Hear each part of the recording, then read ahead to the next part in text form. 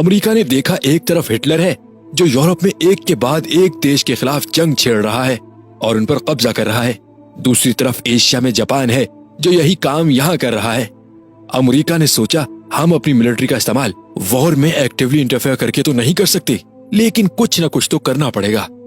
यहाँ पर उन्हें रोकने के लिए क्यों न इकोनॉमिकली एक्शन लिया जाए। तो अमेरिका ने आखिर जापान को ऑयल बेचने पर पाबंदी लगा दी। इस जमाने में ऑयल दरअसल बहुत अहम सोर्स था जापान के लिए, और 80% ऑयल जो जापान में आता था वो अमेरिका से ही आता था। अमेरिका ने कहा कि हम एक ही शर्त पर ऑयल वापस देना शुरू करेंगे कि तुम ये जंग खत्म करो और कब्जाए हुए इलाके वापस करो। इसके जवाब में जापान ने अमेरिका को साफ इनकार किया और कहा हम तेल के बगैर भी रह लेंगे।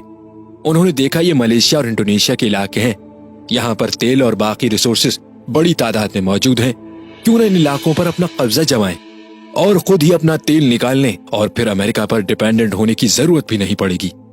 मगर मसला ये था कि ये दोनों देश अमेरिका के हामी थे। उन पर हमला करना यानी इनडायरेक्टली अमेरिका पर हमला करना। तो अब एक ही ऑप्शन बचता है हमारे पास, हम उन सारे देशों की टेरिटरीज अपने काबू में करेंगे और अगर इनकेस अमेरिका हमला करता भी है तो हमें अमेरिका को भी चुप करवाना होगा।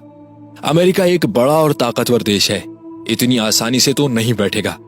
इसीलिए अमेरिका के हमले करने से पहले ही हम इसकी मिलिट्री बेसिस पर अटैक्स कर दिया करेंगे।